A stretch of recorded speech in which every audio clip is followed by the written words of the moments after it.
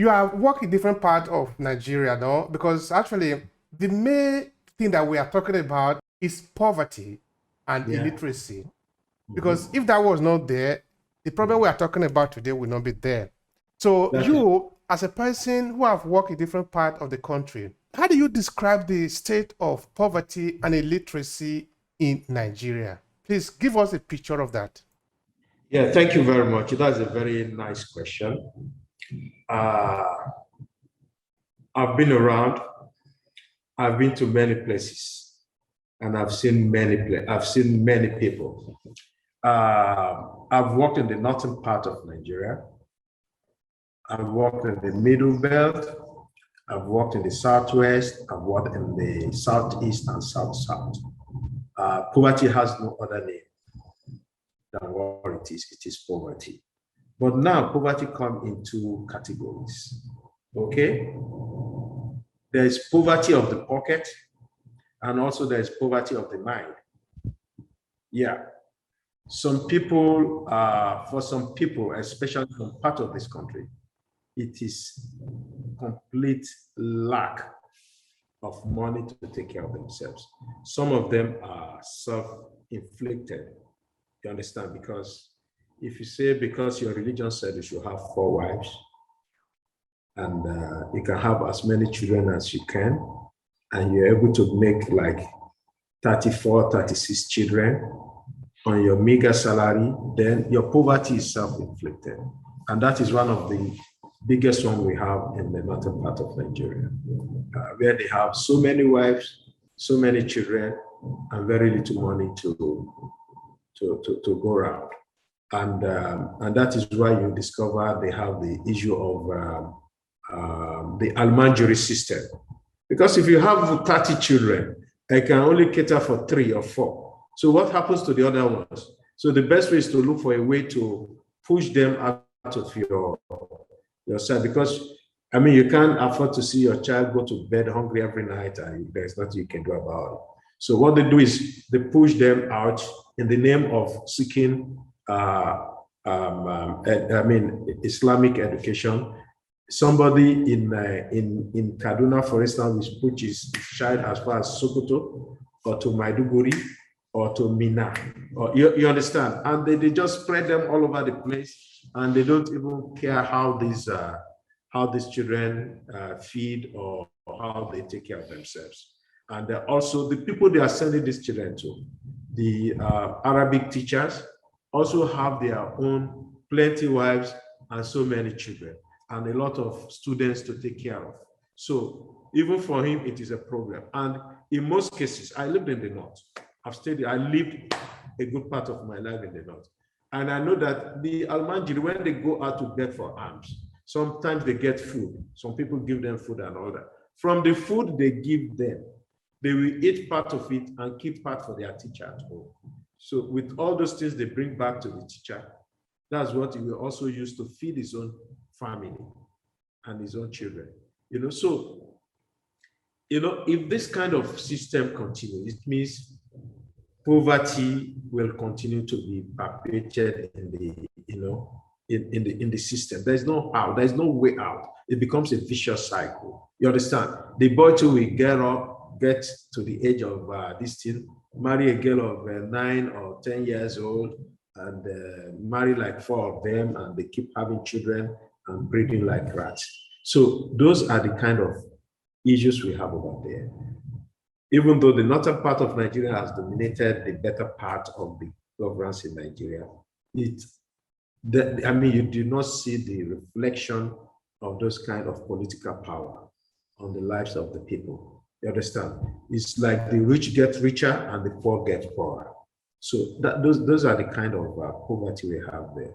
In the southern part of Nigeria, poverty is still prevalent. There's a lot of issues with rural-urban drift. People are moving from the villages and moving to the big towns. People leaving their states and coming to Lagos to come and do street trading, hawking wares in the traffic and all that. You understand? People are no longer going to farms. They are no longer there. The villages are virtually empty. It is only during Christmas that you see people back in the village. Even these days, some people don't even go back at Christmas because they don't have enough money to go back. So you see all those ones still happening. And also you discover that, okay, some of these people put their children into apprenticeship. So some part of Nigeria, you discover that the girl child go to school more than the boy's child because the schools are empty because the boys, after some time, they have to go for apprenticeship or whatever. You understand? So it is only the girls that go to school in these places. That's why you discover that some part of Nigeria, they have more female PhDs and all that than their male counterpart. It's because the boys go into, they become merchants and all that. But those are the ones who said they have the poverty of the mind because, yeah, they are trained in trade, they are trained to become traders, they make a lot of money, but they don't have, you know, what it takes because they didn't pass through the normal educational system. So the moral values, all the other things that they need to, you know, they need to take along, you know, from their educational, you know, years, you know, they are lacking. So some of these ones, you know, the money is there, but you understand there is nothing upstairs. So sometimes it's also, you know, part of the problems that we have. And we have some parts of Nigeria where they don't mind what their children do as long as they bring back money home.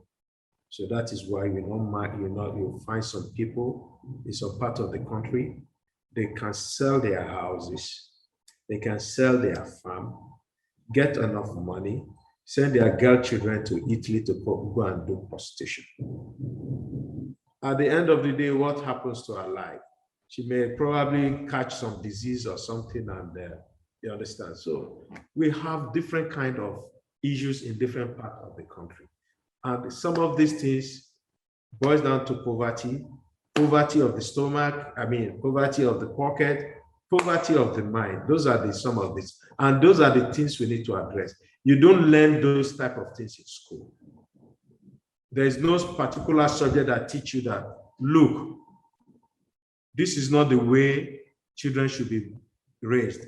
This is not, you understand? So that's why, like Mandy said the other time, that we are also going out teaching parents too, because we need to teach parents about parenthood.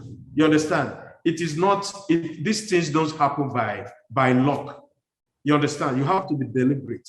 You have to be intentional about how you raise your kids, how you train them, and to mold them into what you want them to become. So we go out also to teach parents.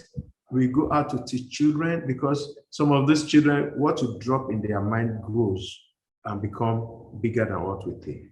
Some of these parents, some are still okay, they can still change, but many cannot change. So those ones we cannot help, because like it is said in the Bible, when you spread those seeds, some will fall on the mountain, some will fall within the thorn, some will fall on fertile land. We just pray that we have more seed falling on fertile land than falling on rocky soil. All right, Mada, this is going to be the last question for you. Tell us exactly what the Hope Foundation is doing, and how can people connect with you? That will be the last question. Okay, like we said, Hope Ambassadors is a faith-based, not government charity organization with a hope to bring succor to children in need. You can always reach us on any of the social media platforms. We're there. The website. Well, we have a website too, www.hopeambassadors.org. You can reach us there. If there's any way anybody wants to collaborate with us, you can collaborate with us through advocacy, through funds, helping the children one way or the other. We do a lot of advocacy, we do a lot of feeding, we do a lot of educational fees, paying off school fees, scholarships. We do a lot of medical bills. So they can actually come in any way that they want. So we're just a ray of hope, reviving the hope in the lives of people, especially children. Anywhere we enter, we just want to make an impact. Anybody that comes across to us, we want to make an impact. We want to renew the person's life, change their mindset, which is very important to us, that we change the way we think, because that's basically what the problem is. So anybody that comes across us as an organization or individually, our basic aim is to make sure you don't go back the same way you came in, to change your life one way or the other for better.